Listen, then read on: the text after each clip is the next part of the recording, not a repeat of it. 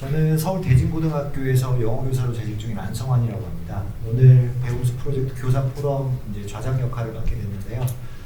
무엇보다도 아까 팀장님께서도 말씀을 하셨지만 지금 이 사업의 취지가 정태움산 지역에서의 어떤 입시교육이나 지원 사업에 대한 그 큰 틀을 갖고 시작을 했는데, 무엇보다도 중요한 건 사실 아이들에 대한 직접적인 도움도 있겠지만은 선생님들의 적극적인 참여를 유도하려고 하는 콘텐츠들을 많이 기획 중이거든요. 그런 맥락에서 첫 삽을 떴는데 이렇게 멀리까지 선생님들이 다 와주셔서 다시 한번 감사 말씀을 드리고 행사를 진행하도록 하겠습니다. 우선 행사에 앞서서 여기에 같이 귀한 걸음을 해주신 예비분들을 소개를 시켜드리고, 그리고 포럼 참여자분들에 대한 소개를 해드리고 시작을 하도록 하겠습니다. 가장 먼저 춘천 유봉여고의 교장 선생님으로 재직 중이신 주석훈 교장선생님이십니다.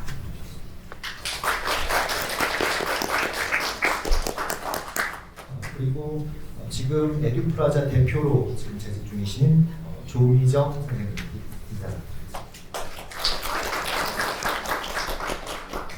그리고 포럼으로 참여해주신 분들을 좀 몇 명을 좀 소개를 시켜드리면요. 가장 먼저 발제를 해주시게 될 서강대학교 책임사정관 강경진 사정관입니다. 저랑 같이 또 이 먼 곳까지 흑석동에서부터 와주신 분이 또 계십니다. 중앙대학교 사정관이신 장준호 사정관님이십니다. 그리고 지금 아직 수업이 덜 끝나서 못 오고 계신 이정현 선생님이 계시고요. 그리고 먼저 바로 옆 학교인데도 먼저 도착을 해주셨네요. 네. 장동만 상일여고 교감 선생님이십니다. 그리고 아까 방송에서도 보셨지만 전 남해해성고등학교 교감으로 재직하셨던 박영출 선생님입니다. 그리고 되게 인자한 미소로 아까 방송에 출연을 해주셨던 정성고등학교 김봉인 선생님이십니다. 네, 오늘 포럼에서의 주요한 포인트를 좀 설명을 드리고 강경진 선생님부터 발제를 시작을 할 텐데요. 전체적인 포럼의 구성은 패널분들의 식순에 있는 내용을 살펴보셔도 무방할 것 같습니다. 가장 먼저 서강대학교와 그리고 중앙대학교에서 전형 선발에서의 소규모 학교의 전형 선발의 특징이라든가, 그리고 앞으로의 지향점에 대한 설명이 좀 있을 거고요. 그리고 나서 잠깐 휴식을 취한 뒤에 세 번째 발표로 정성고등학교 현직 교사 선생님이신 김 선생님께서 지금 현재 정태홍산 지역이라고 하는 지역적 특색과 그리고 현실적인 학교에서의 어려움들을 좀 주로 발제를 좀 해주시겠고, 그리고 나서 지금 이정윤 선생님 곧 오실 텐데, 이정윤 선생님께서는 창의적 체험 활동에서 앞으로 2028이라든가 변화하는 대입 전형에서 어떤 식으로 준비를 하는 것이 바람직한지에 대한 발제가 있을 거고요. 그리고 마지막으로 오늘 아마도 교사 입장에서는 가장 중요한 이슈가 되지 않을까 싶은데요. 상일여고 장동만 교감 선생님이 수업평가 혁신에 대한 실천 방법에 대한 그런 좌표를 좀 그려주실 거라고 계획을 하고 있습니다. 자, 그렇다면 우선 가장 먼저 정태홍산 지역의 교사 포럼의 첫 번째 시작으로 서강대학교 강경진 입학사정관께서 발제를 해주시겠습니다.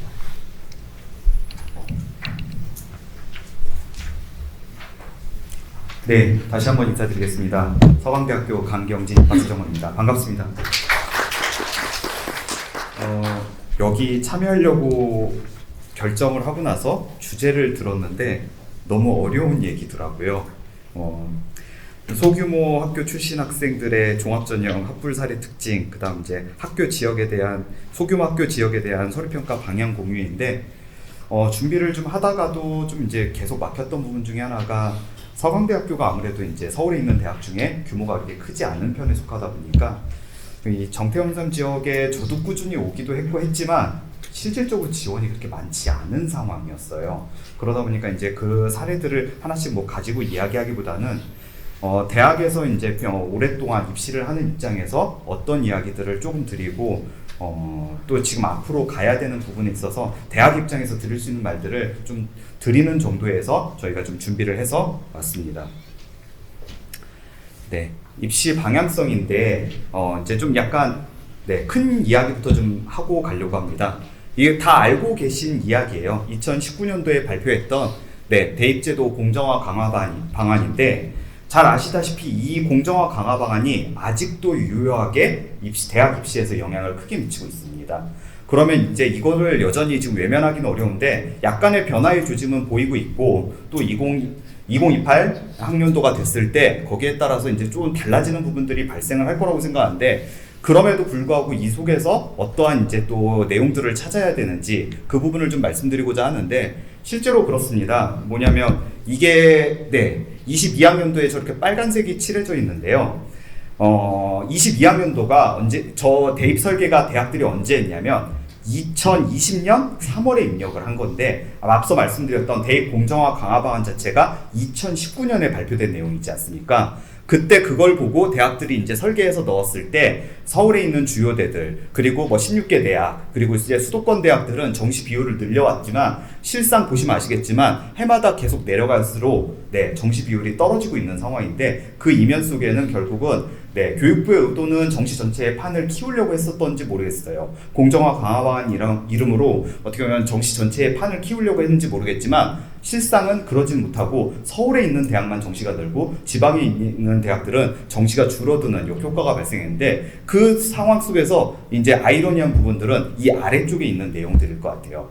이미 다 선생님들께서 아시는 내용이겠지만 24학년도, 25학년도 어떻게 보면 지금 졸업생들의 응시 비율이 3분의 1이 넘어가는 지금 시점이 되어 있는 상황이고 올해는 또 어떻게 될지 모르겠습니다. 지금 이제 모의평가나 이런 것들을 통해서 학생들이 지금 현재 계속 응시를 하고 있는 상황인데 그래도 이제 황금대지라고 해서 재학생들의 숫자가 조금 늘기 때문에 졸업생 비율은 좀 줄어들 수는 있겠지만 비율이 줄어드는 게 문제가 아니라 결국 응시자 수가 그만큼 유지된다는 거는 결코 현역 학생들한테는 그렇게 이제 달가운 이야기는 아닐 텐데 이런 상황 속에서 이제 생각을 해봐야 되는 것들이 있는데 28학년도 잘 아시다시피 수능에 대해서 뭐 이거 다 발표된 내용들이고 잘 아시겠지만 수능 자체의 시험 범위가 이제 현저히 줄어드는 상황 속에서 이제 대학들이 어떤 생각들을 하고 있는지 그리고 거기에 따라서 이 정태영 3 지역에서는 어떠한 이제 준비들을 해야 되는지 이런 것들을 이제 좀 따져보셔야 될 부분인 것 같은데요.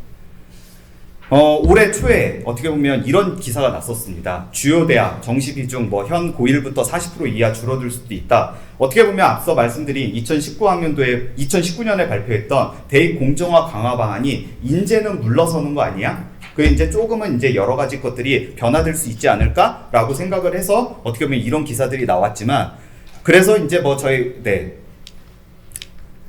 대입 공정화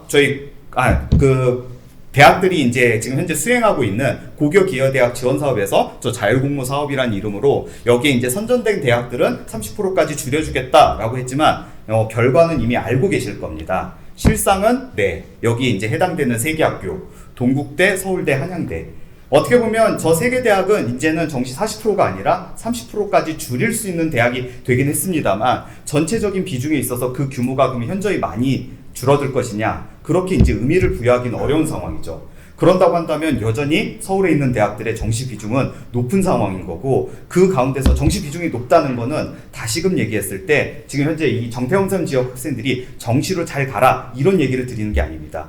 수능을 지금 현재 몰입해서 보고자 하는 학생들이 졸업생을 비롯해서 그 학생들이 여전히 많이 볼 수밖에 없는 구조이고 그 학생들하고 어떻게 보면 경쟁에 있어서 이 정태영 3 학생들도 이겨내야 된다는 이야기인데 실제로 그게 있습니다. 어떻게 보면 이 세간에서 어떻게 보면 퍼져 있는 생각 중에 하나가 수능이 공정하다라고 이제 이야기들 하고 있는데 대학들은 그 생각은 해요. 수능이 공정하다? 과정에 있어서 공정함은 분명히 있을지 모르겠지만 결과에 공정함이 있는가 이 부분에 대해서 의심을 하는 부분도 있지만 동시에 앞서 말씀드린 이 학부모들이라든지 또 이제 졸업생들, 학생들 이쪽 무리에서는 무슨 생각을 하냐면 지금의 수능은 지역이 상관없이 다 준비가 가능한 거 아니야? EBS에서 모든 것들을 해주고 있고 EBS 접근은 누구도 할 수 있는데 왜 정태영 3이라고 준비를 못하는가 이런 거에 대해서 어떻게 보면 세간에서는 다 얘기를 하고 있어요. 그러다 보니까 정시는 누구도 다 똑같이 동일하게 준비할 수 있는 구조인데 서로 이거에 대해서 유불리를 얘기하는 것 자체가 불편한 상황이 지금 되어 있는 부분인데 실상 지금 그런 상황 속에서 앞서 말씀드린 것 같이 수능에 대해서 이제 앞서 이제 그 시험 범위에 대해서 말씀을 드렸지만 네, 몇몇 대학들이 지금 이제 28학년도에 대해서 조금씩 발표를 하고 있죠. 요 이제 서울대에서 발표한 내용인데 보시면 아시겠지만, 네, 뭐 1단계에서 등급을 반영하고 2단계에서 100분위를 반영하겠다. 지금 교과 역량 저 40%에 대해서만 이제 많이 언급이 되어 있지만 실상 중요한 부분 중에 하나는 제일 아래쪽에 보이시는 2단계에서 100분위를 반영한다. 이대로 반영할지 안 할지는 모르겠습니다. 아직 이거 확정안도 아니고 이 부분에 대해서는 일단은 지금 현재 초안으로서 발표한 부분인데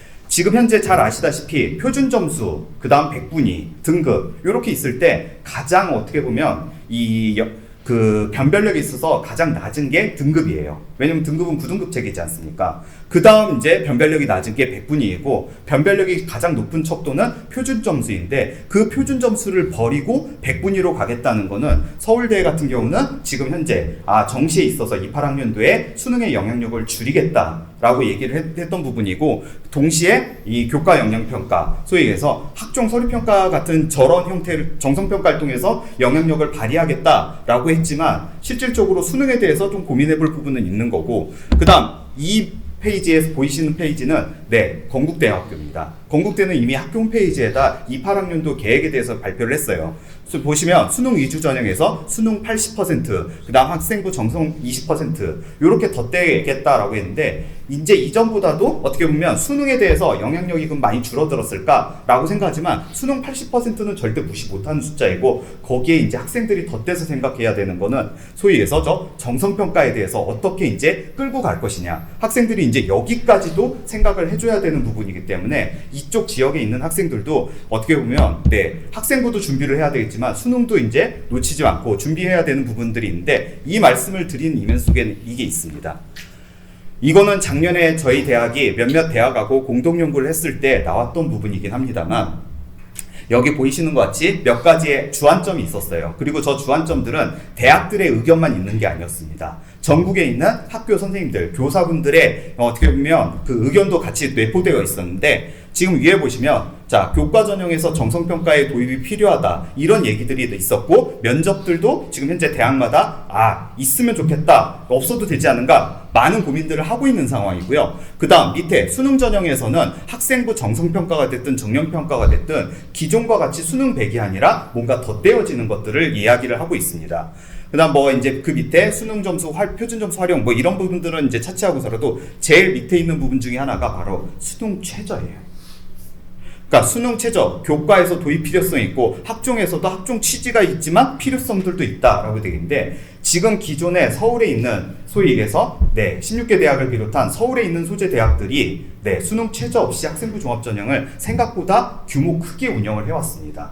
그런데 잘 아시다시피 작년부터 해서 몇몇 대학들이 학생부 종합전형에 수능 최저를 조금씩 걸고 있는 상황이고 28에 갔을 때 그 영향력이 조금 더 커질 수도 있어요. 그 말인즉슨 이전에는 학생부 종합전형을 준비한다라고 했을 때 우리 교육과정을 열심히 해야지 그리고 학생들이 수업을 잘 들어야지 그렇게만 생각을 하셨을지 모르겠지만 앞으로는 그게 아니라는 거예요. 수능 준비가 정시만을 위해서의 준비가 아니라 지금 말씀드린 것 같이 학종을 가기 위해서도 결국은 수능 최저가 필요한 상황이 올 수도 있다라는 건데 결국은 지금 현재 모든 학생들한테 부여되는 거는 학교 수업뿐만 아니라 수능에 대한 어떻게 보면 그런 노력까지도 부과될 수밖에 없는 이 상황이 지금 이제 학생들한테 어려움을 만드는 상황이고 그에 대한 준비가 이 지역에서도 되어줘야 되는 게 아닌가라고 생각은 합니다. 자, 이제는 전형별로 조금씩 이야기를 드리도록 하겠습니다. 우리 대학의 이제 교과 전형인데요. 뭐 대학마다 이제 전형 운영에 있어서 차이가 있기 때문에 모든 대학의 이제 공통적인 부분이라고 얘기할 수는 없지만 그냥 우리 대학에서 나타나는 약간의 이제 현상들을 말씀을 좀 드리도록 하겠습니다.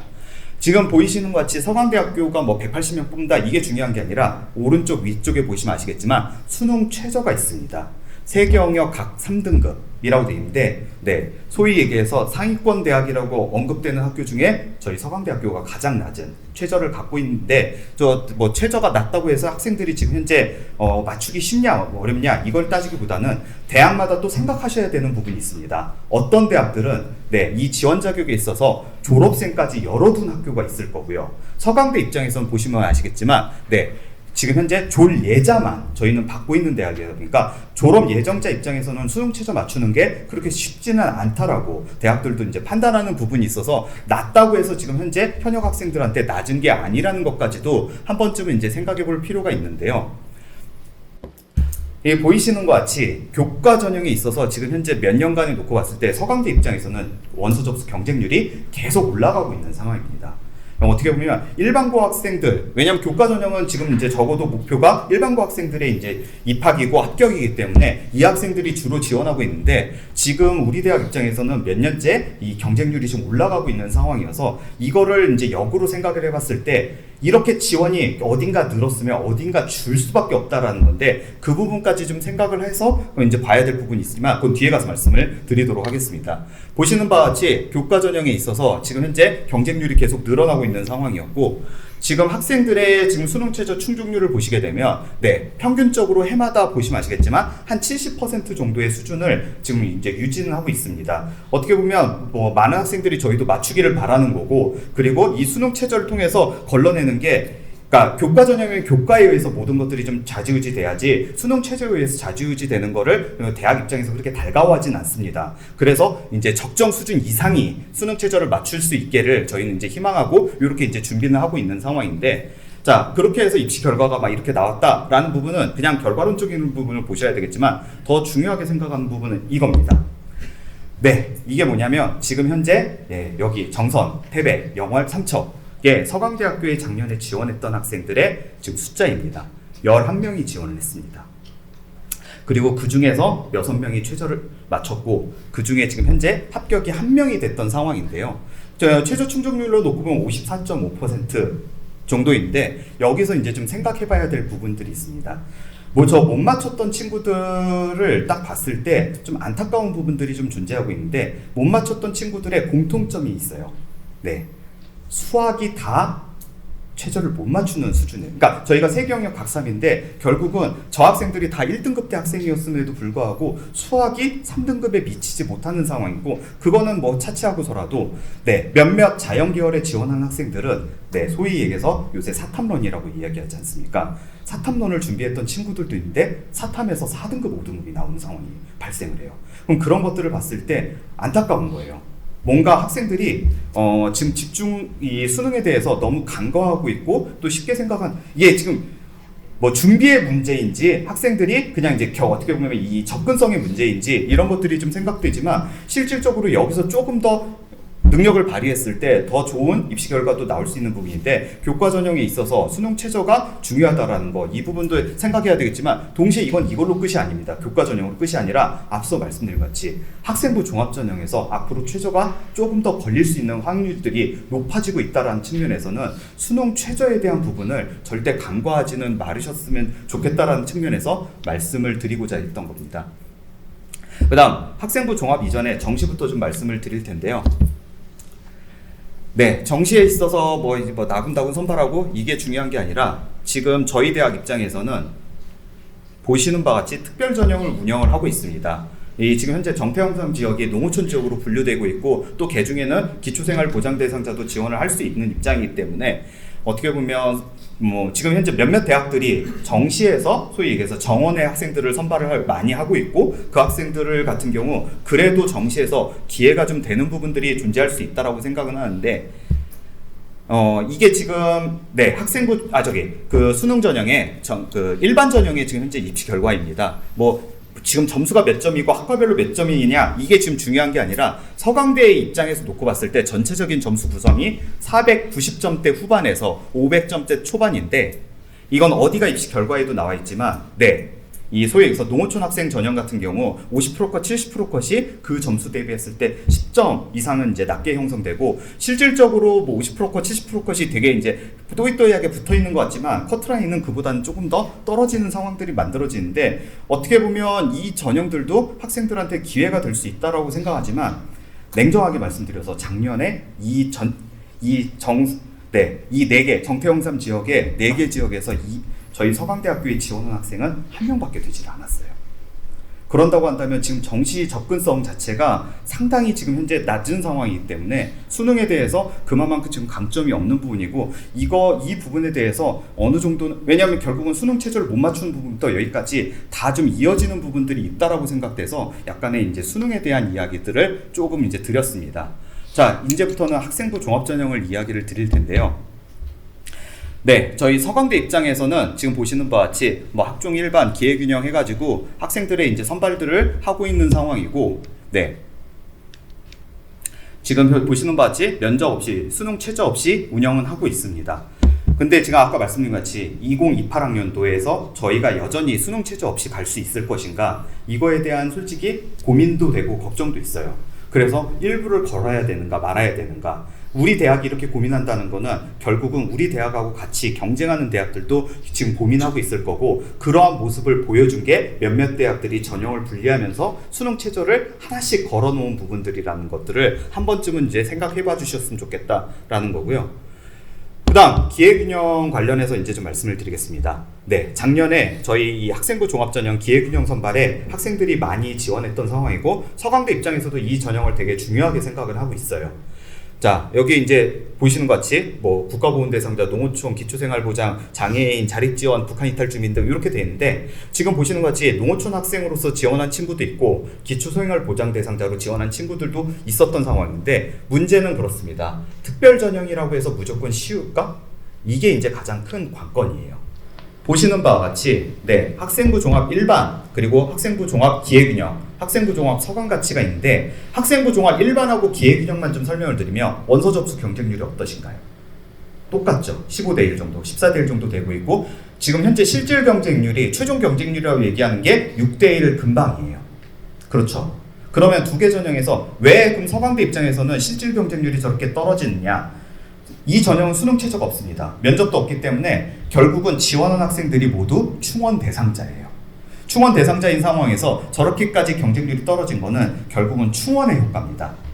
학생들이 충원이 계속 최초합을 선발하고 그 뒤에 충원이 계속 되다 보니까 거기에 따라서는 거고, 충원이 됐다는 거는 그 학생들이 지금 서강대학교와 비슷한 눈높이에서 학생들이 중복 합격이 발생한다는 얘기인 건데, 일반 전형과 기회균형이 대동소이한 모습을 보인다는 거는 기회균형 학생들도 지금 현재 경쟁하는 비슷한 대학에 어느 정도 비슷하게 중복 합격이 되고 있다는 얘기예요. 그 말인즉슨 지원하는 학생들의 풀 자체가 소위 얘기해서 경쟁력이 있는 라인에서는 크게 차이가 나지 않다는 거고, 그런 맥락에서는 기균이라고 해서 특별 전형이라고 해서 만만히 보고 지원할 수 있는 건 아니라는 건데, 물론 이제 올해 저희 입장에서, 서강대 입장에서 올해는 조금 나아진 부분은 하나가 있습니다. 저 앞서 여기 이제 특성화고교 졸업자 전형이 지금 따로 분리가 됐는데, 작년까지는 이 지원 자격이 기회균형 속에 같이 있었어요. 그러다 보니까 이 학생들이 결국은 별도 전형으로 분리돼서 나간다고 한다면 조금은 경쟁이 줄어들 수는 있을 거예요. 특성화고교 졸업자 학생들도 어떻게 보면 지원에 있어서 규모가 적지 않기 때문에. 그래서 올해는 좀 더 나아질 수는 있겠지만, 그럼에도 불구하고 경쟁은 충분히 해야 된다라는 사실을 기억을 좀 하실 필요가 있다라는 거. 결국은 아직은 뭐 요새 지금 학령 인구가 줄고 막 이런 얘기를 하지만, 그래도 선발을 할 수 있는 대학 입장에서는 경쟁이 심하다는 부분에 있어서는 앞으로 뭐 한 몇 년간은 더 계속 지속될 수밖에 없기 때문에, 학생들에 대한 준비에 있어서 계속 꾸준히 잘 되어야 되는 부분들에 대해서도 생각을 좀 해주시면 좋을 것 같습니다. 자, 학생들이 이제 생각을 해야 되는 부분이 있습니다. 서강대 입장에서 지금 현재 설치되어 있는 전공들이고, 학생들은 이제 여기에 모든 학과들을 학생부 종합전형으로 지원을 하게 될 겁니다. 그런데 지금 이제 나눠드린 책자에서도 그렇고, 앞으로 제가 이제 그 다음 슬라이드에서 설명드릴 학생부 종합전형의 평가에서 좀 고민을 해야 되는 부분들이 있는데, 대학에 따라서는 뭔가 이제 평가에 있어서 방향성이 뭐 대학마다 비슷한 부분도 있고 약간의 차이가 되는 부분도 있는데, 그 차이가 되는 부분의 가장 큰 부분 중에 하나가 진로 역량이나 전공적 합성일 거예요.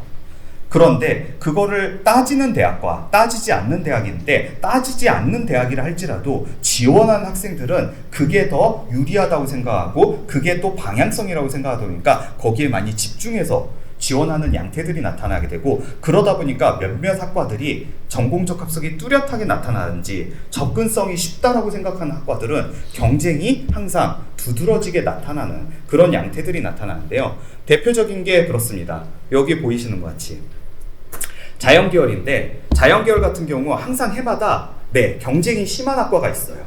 뭐 저기 지금 현재 지금 이제 뒤에서 네 번째 있는 시스템 반도체공학 같이 각 대학마다 계약학과로 되어 있는 학과들은 메리트가 워낙 명확하기 때문에 경쟁이 심합니다. 그거는 뭐 이제 따질 필요가 없는 부분이고, 또 하나 자연계열에서 의외로 학교마다 경쟁이 심한 학과들이 뭐 어디냐면, 뭐 서강대 의대가 없으니까 뭐 그건 차치하겠습니다. 그런데 이제 이공계라고 하는 학과 중에서 지금 보시는 바와 같이 생명과학하고 화공생명이 항상 경쟁이 심해요. 왜 그럴까요? 지금 선생님들 계신 학교에서도 다 마찬가지겠지만 1학년 때 의대를 꿈꾸는 친구들이 꽤나 있을 거예요. 자연계열. 그리고 지금 이제 각 고등학교에서도 공부 좀 한다는 애들이 자연계열을 어떻게든 가려고 하고 있고, 그 애들이 이제 경쟁이 심한 상황인데, 이제 경쟁을 좀 하다가 2학년 때 가서 이제 슬슬 현실을 깨닫기 시작하는데, 이미 해온 게 있다 보니까 그 학생들 입장에서는 전공적 합성을 맞춰서 지원해야지 이 생각을 하면서, 어떻게 보면 저 전공적 합성이 내한테 잘 맞는 데들은 결국은 생명과학이나 화공이야 라고 생각하고 역시나 많이 쓰고, 그리고 그 학생들이 약간 이제 의대를 가지 못하는 정도이지 경쟁력이 없는 게 아니지 않습니까? 결국은 그 경쟁 속에서 지들끼리 너무 세게 하다 보니까 합격에 있어서 쉽지 않은 상황들이 발생하는데, 대학에 따라서는 뭔가 전략적인 부분들도 생각을 해볼 필요가 있고, 대학에서 설명하는 이 평가 요소에 대해서 좀 잘 기억하시고 이해하실 필요가 있다라는 거를 말씀을 좀 드리고자 합니다. 네. 그리고 제가 이제 앞서 말씀드린 것 같이 교과 전형을 이제 말씀드렸는데, 우리 대학 입장에서 이게 지금 현재 학생부 종합 전형 50% 컷, 70% 컷인데, 보시면 아시겠지만, 일부 몇 개 학과가 1등급대가 보이고, 이제 대다수의 학과들이 지금 현재 3등급대들이 나타나고 있는데, 뭐 1등급대 학생들이 어떤 학생들이고 3등급대 학생들이 어떤 학생들인지 제가 굳이 선생님들께 뭐 말씀드릴 필요는 아닌 것 같아요. 근데 이제 이렇게 나타나게 된 이면 속에 대학에서 지금 이제 근무하는 입장에서 좀 약간 불편한 부분이 하나가 있습니다. 바로 이거예요. 이게 뭐냐면, 위에 두 줄이 24학년도, 25학년도에 일반고 학생들의 등급대별 지원 양태이고요. 밑에가 특목고 학생들의 이 24학년도, 25학년도 지원 양태인데, 보시면 아시겠지만 지금 서강대 입장에서 학생부 종합전형의 졸업생 응시 비율이 약 40%가 넘어가고 있습니다. 지금 선생님들 머릿속에서 학생부 종합전형을 40%나 졸업생이 쓴다고? 라고 생각하시겠지만, 실질적으로 이게 가속화되는 이유 중에 하나는 자기소개서 폐지였어요. 자기소개서가 폐지되고, 또 이제 일부 학생들 입장에서는 굳이 수능 준비는 하기 싫은데 이미 대학을 다니고 있는 상황에서는 약간 편하게 할 수 있는 전형이 학생부 종합전형이다 보니까, 이렇게 표현해서 그렇지만 돈만 내면 되는 전형이니까, 그러다 보니까 지원하는 양태들이 많이 나타나는데, 문제는 그렇습니다. 실질적으로 지금 위에 보시면 아시겠지만 1등급대, 2등급대, 3등급대가 각각 지금 현재 가로로 지금 현재 놓여져 있는데, 2등급대 학생들 같은 경우 빨간색이 현재 졸업생이에요. 2등급대는 지금 현재 졸업생이 오히려 역전을 해버렸어요. 일반고 학생들 같은 경우. 그만큼 양태에 있어서 일반고의 현역 학생들이 학생부 종합전형을 지원함에 있어서 상당히 두려워하고 있고, 그럼 그 애들은 다 어디 갔을까요? 앞서 교과 전형 보셨지 않습니까? 교과 전형의 경쟁률이 계속 올라갈 수밖에 없는데, 그 전형은 문제는 최저가 그래도 웬만큼 많이 걸려 있지 않습니까?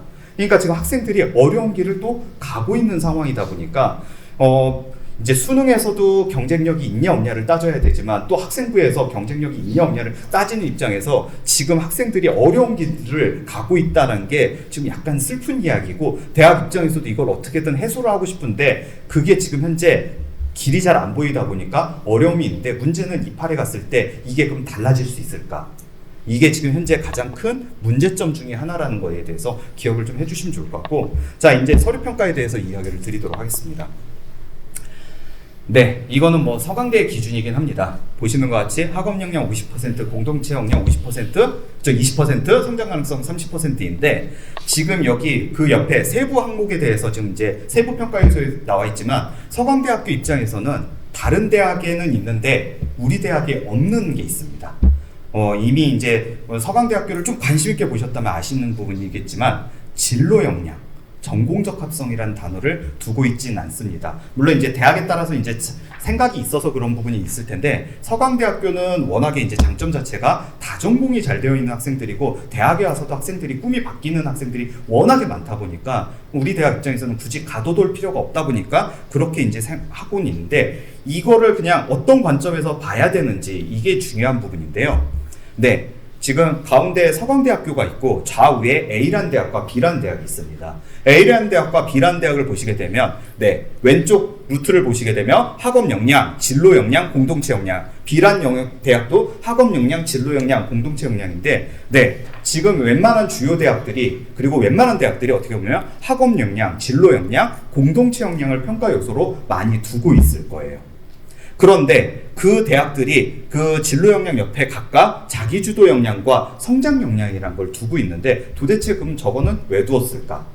내용을 읽어보면 그렇습니다. 자기주도 역량. A라는 대학에서 뭐라고 얘기하고 있냐? 자기주도 교과 이수 노력, 그 다음 자기주도 관련 교과 성취도, 진로 탄생 활동과 경험이라고 해놨고요. B라는 대학 같은 경우는 자기주도성, 그 다음 창의적 문제 해결력, 경험의 다양성을 얘기했는데 서강대 입장에서 보면 자기주도성, 교과 이수 과정과 성취도, 경험에 대한 개방성, 목표에 대한 지속성 어떻게 보면 지금 현재 A라는 대학과 B라는 대학이 오른쪽에 두고 있는 요소하고 비슷하게 두고 있는데 이 A라는 대학과 B라는 대학의 오른쪽의 요소는 바로 무학과 전공자율 선택지에 해당되는 자유전공학부의 평가 요소예요.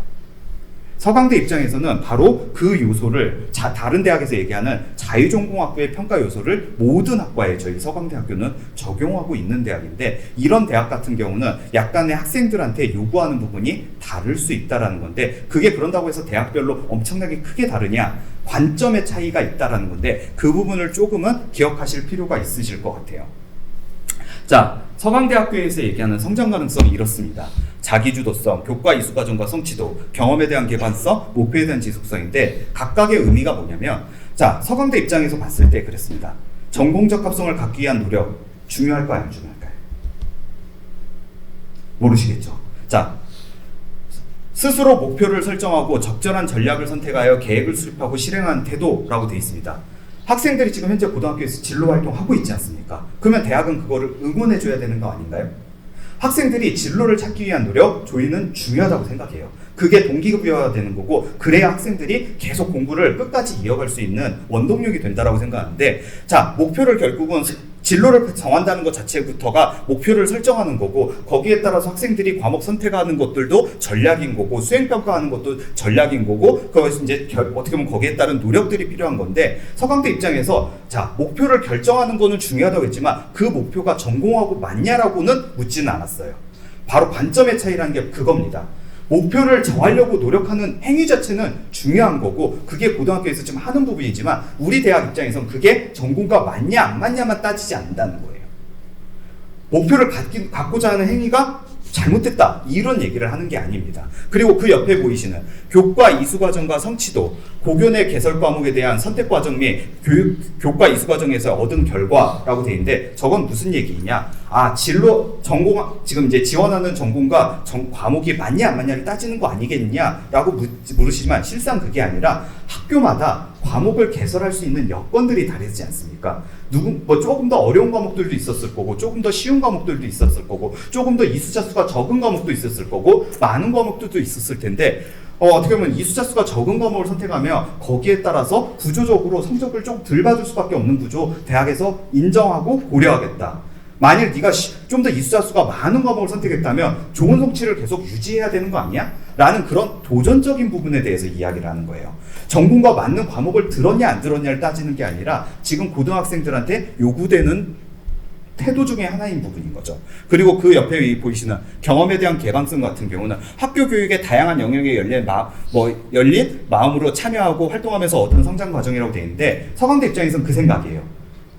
학생들이 교과별로 했을 때 국어, 영어, 수학, 사회, 과학, 그리고 기타 라고 되어 있는데 그 모든 과목들이 학생들 입장에서 나중에 어떻게 필요할지 모른다고 생각하거든요. 대학에 가서 나중에 이제 취업해서 어떻게 사용될지 모르는데 어떻게 보면 고등학생 입장에서 진로도 지금 현재 불분명한 애들이 어떻게 보면 이거는 나한테 필요한 과목이야, 필요하지 않는 과목이야 단정하면서 공부하는 그 태도가 대학 학생부 종합전형에서는 절대 권고하지는 말아야 되는 태도라고 생각하기 때문에 저희는 경험에 대한 개박성이라고 얘기하는 거고, 목표에 대한 지속성은 일관되기가 아니라 어떻게 보면 3년 내에 꾸준히 하라는 의미에서 지속성이라고 둔 건데, 이렇게 놓고 보면 성장 가능성은 결국은 학생들의 학업 태도에 관련된 부분이에요. 어떻게 보면 대학들이 지금 현재 평가함에 있어서 학업 역량, 진로 역량 얘기하지만 그 안에는 태도에 대한 부분들이 상당히 많이 들어가 있고, 학생부 종합전형에서 학업 역량이 중요하다고 얘기하지만 그와 못지않게 중요한 것 중에 하나는 결국은 학생들의 학업에 대한 태도라는 것들도 기억을 좀 해주시면 좋을 것 같습니다. 제가 이제 마지막으로 몇 가지의 사례들만 이야기를 드리면서 학생들이 학생부 종합전형에서 어떻게 보면 간과하는 부분, 선생님들께서도 준비를 좀 해주셔야 되는 부분들에 대해서 좀 이야기를 드리고자 합니다. 네, 여기 보이시는 것 같이 솔직히 지금 현재 정태영선 지역에서 저 내신이면 어떻습니까? 전교 상위권이지 않습니까? 그쵸?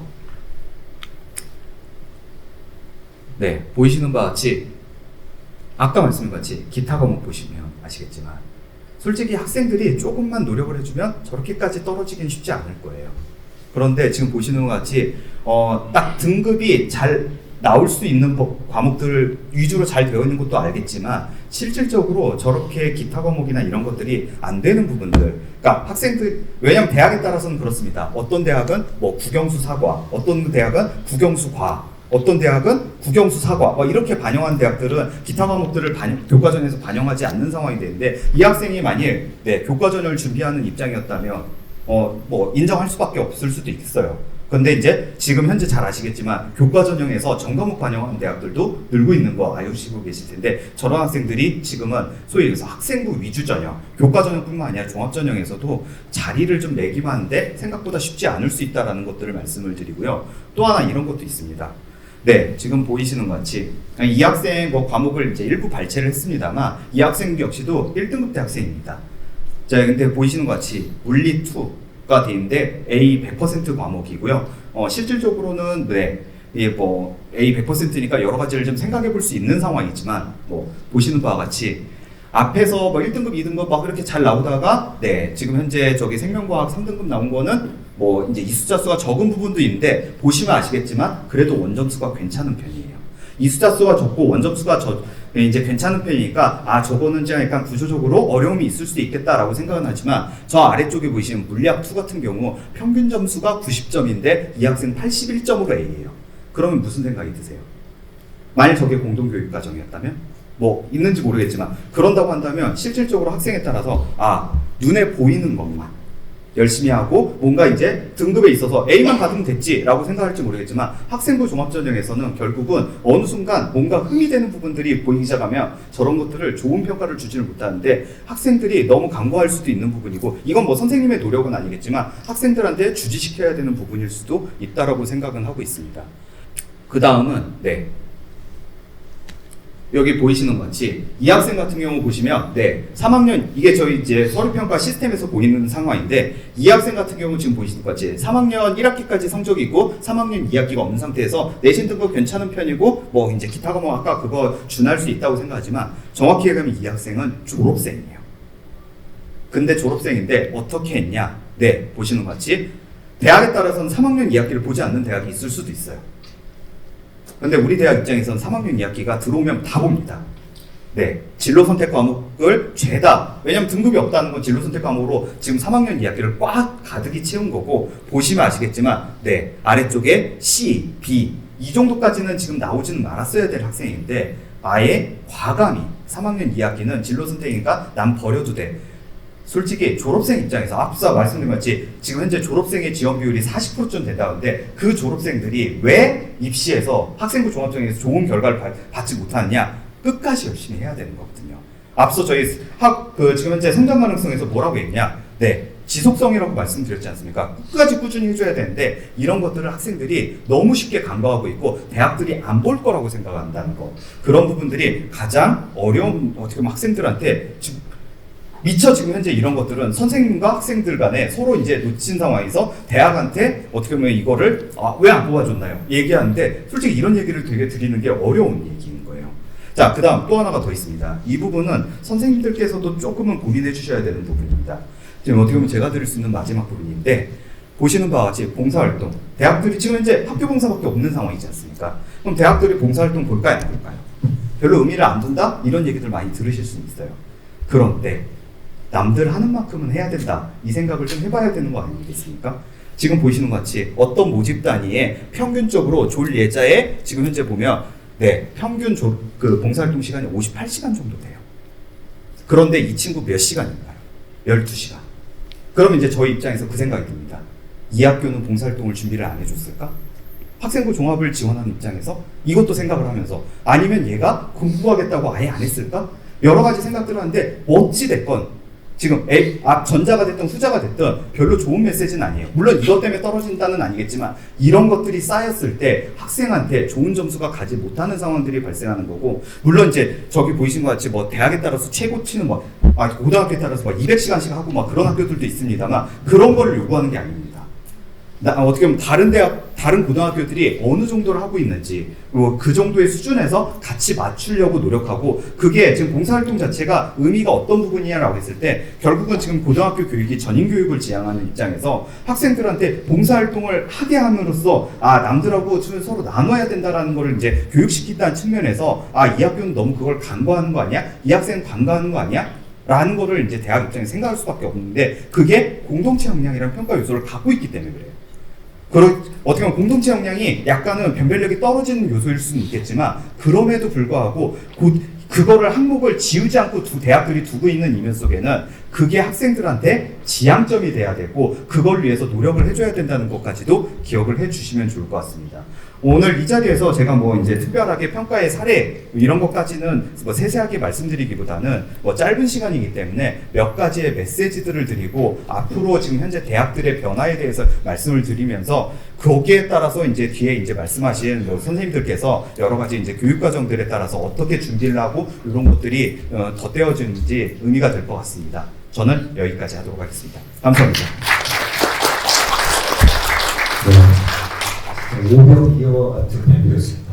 합격자 한 명인데 이렇게 자료를 만들어주시 강경진 사령관께 정말 감사의 말씀드리고요. 짤막하게 강 선생님의, 물론 이제 나중에 선생님들하고 Q&A 시간이 따로 있습니다만은 잠깐 브리프하게 설명을 좀 드리면 요건데, 아마도 검증이라고 하는 키워드를 많이 강조하신 걸로 발제 내용을 요약할 수 있을 것 같습니다. 실제로 검증이라고 하는 부분은 저희가 강원도에서 이 사업을 시작할 때 배경도 될 텐데요. 특히나 공정성 강화 방안이 시작되면서 두 가지 패턴의 공정성이 사실 강조가 됐었거든요.